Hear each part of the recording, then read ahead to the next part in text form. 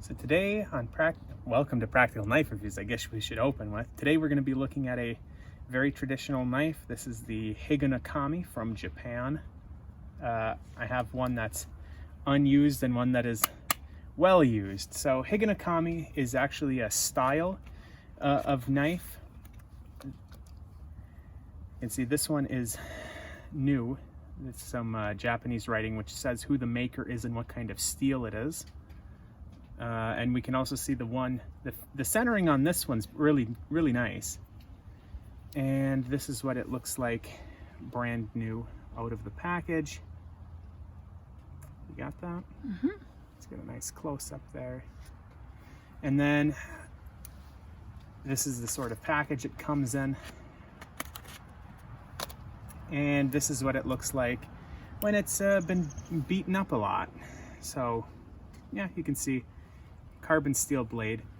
Higonokami, like I said, is a style that originated in 1896 in Japan. A lot of the knife makers, it was around the end of the samurai times, so a lot of the knife and sword makers wanted to figure out a new business basically to get into, and they got into these really simple knives. This is just folded over sheet metal, a very simple blade. This is a friction folder. You can see it's just a rivet with washers pinned down, and as I said, a friction folder. The lock is your thumb on this little thumb piece here. So there used to be a lot of different knife makers that made Higonokami knives in Japan. Now there's only one that can officially be called Higonokami. There's a lot of different makers that'll make Higo knives or Higonokami styled knives, but only one maker in Japan is able to actually call their knife a Higonokami, and that's Nagao, which is this company.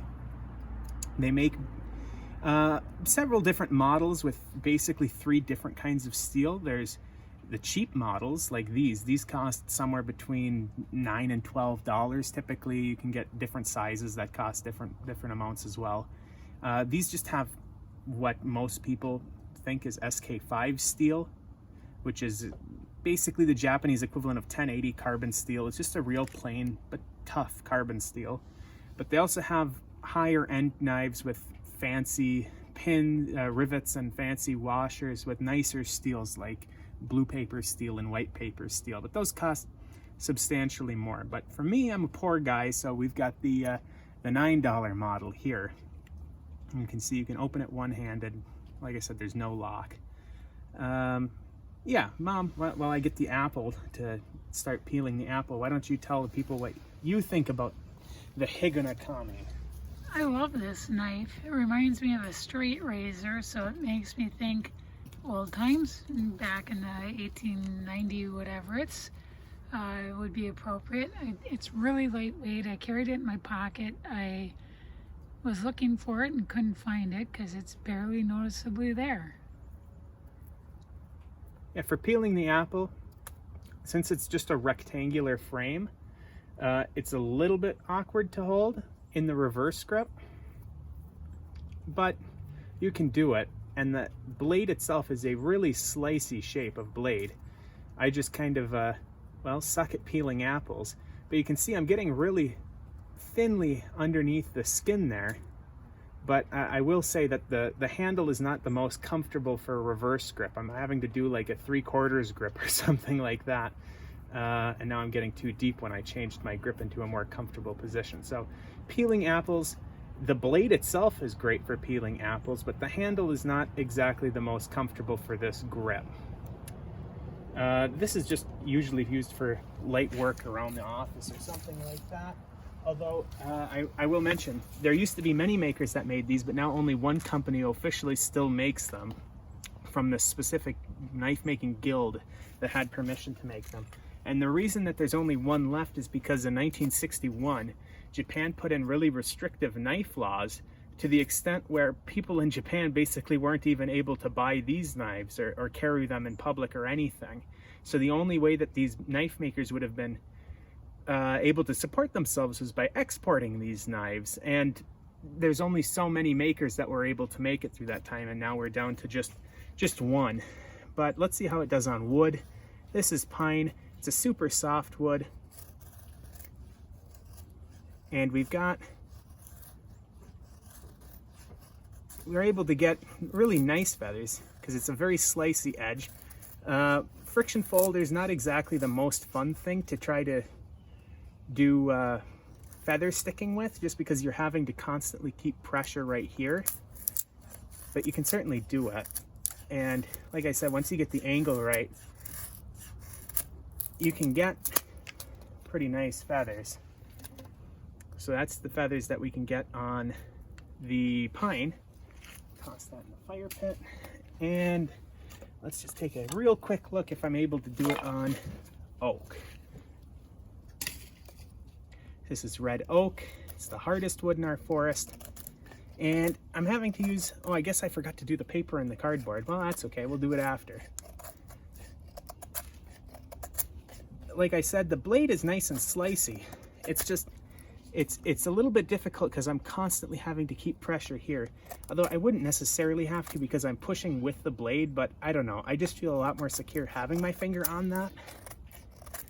And therefore my thumb is not really where it wants to be, but you can see the blade itself is doing a halfway deep. I'm not gonna pry with it. Those are okay feathers for a friction folder, especially one that costs $9. Now, after doing that, let's see how we're still cutting. SK5 steel is super easy to sharpen, and with this blade geometry, it's just a flat grind here. Basically, it's like a folding Scandi. Super slicey, easy to sharpen. That was a nice sound. Did you hear that? Yeah.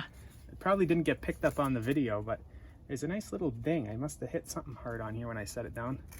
And cardboard is a little bit more of a rip, but whoops. A little bit more effort in the cardboard than I would have anticipated, but certainly not bad.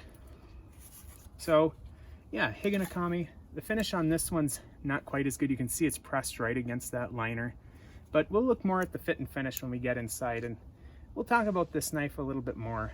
One of the cons about it, there's no real kick, and there's no blade stop in here. So the blade stops when it hits the bottom of the handle. Basically, it goes all the way down and touches. So if you close this too fast, you're gonna whack the edge of the blade right against the inside of the handle here, which of course is not ideal. So you gotta close it real soft. But yeah, Higonokami from Nagao, the cheap model. We'll take a closer look inside. Hello and welcome back to Practical Knife Reviews. Today we're going to finish up, or right now we're going to finish up our look at the Higonokami knives.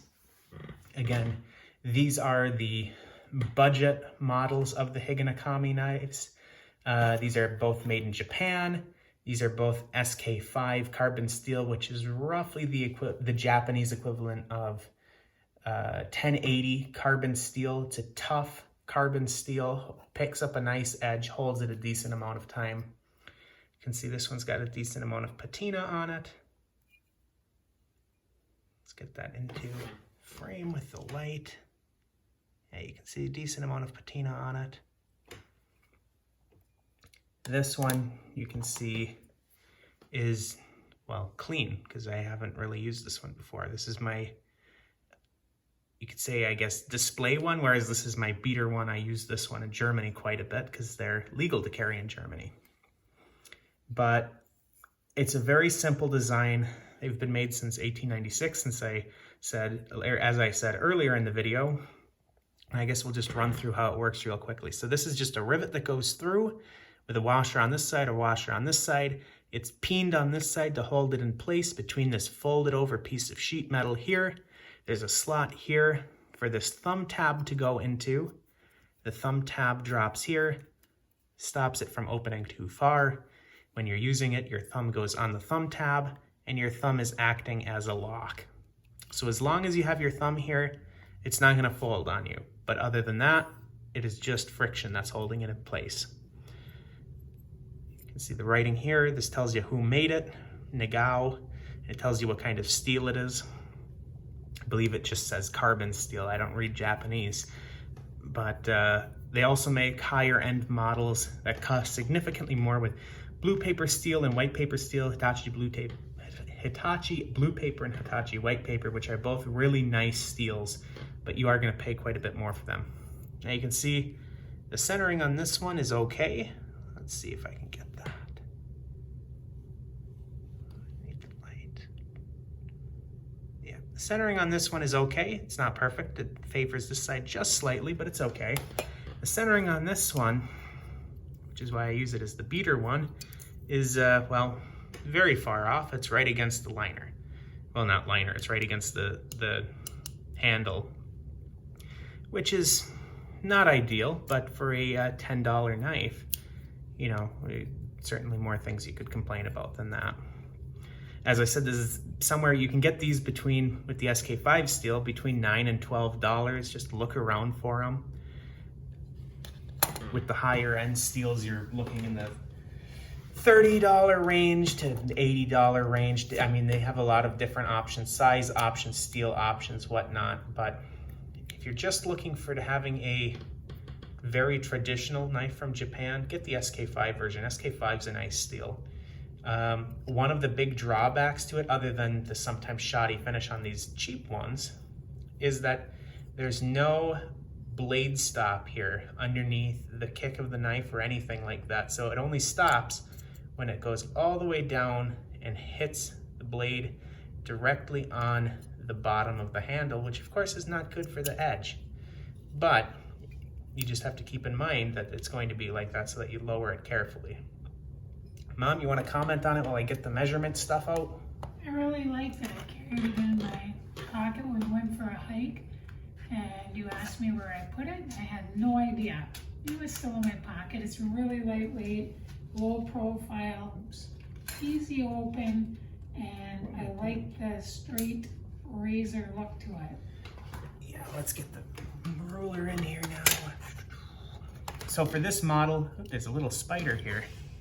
Kill him because I get bit by spiders all the time. That's not a joke, folks. I get bit by spiders all the time. I saved you from one today. Yeah, I get bit probably...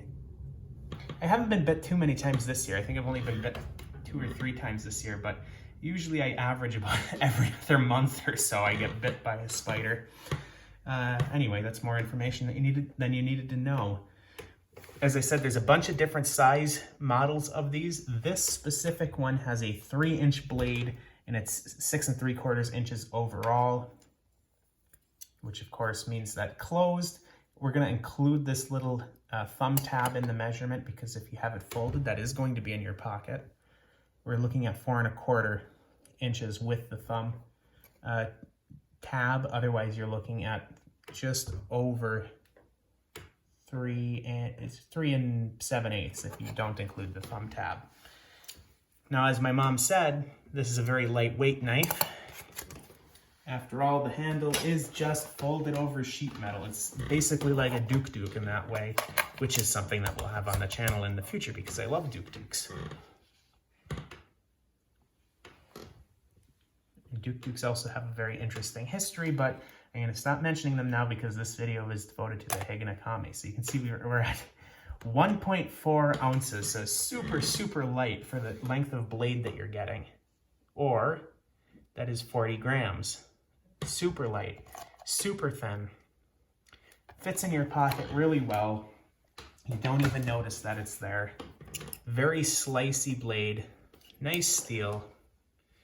Really historical blade. Like I said, this style's been made from the same prefixture in Japan since 1896, and now there's only one official maker of this style of knife. There are other people that make this style of knife, but there's only one knife maker that is certified to be allowed to make this and call their knife a genuine Higonokami knife, and that would be Nagao from Japan. So if you're wanting to buy that, you'll see other knives that look identical, but if you want the one that is certified, make sure it says Nagao, N-A-G-A-O.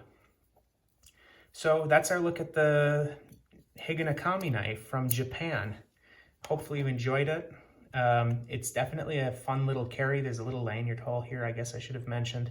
I don't put a lanyard through it, just because it's so small and so light that I just don't want to bulk it up at all. But yeah, I've used it a lot, nice and slicey. It's a good knife. Ma, any other final thoughts for the listeners? No, I think you covered it well. All right, well, thanks for tuning in. Thanks for watching. If you have a Higonokami, let us know about it. Let us know what you think. And if you have any specific uses that you like the Higonokami for, write those in the comments as well. We'd like to hear what you use different models of knife for, because of course knives have different uses based on their design. So thanks for tuning into Practical Knife Reviews. We'll see you again very soon. Take care.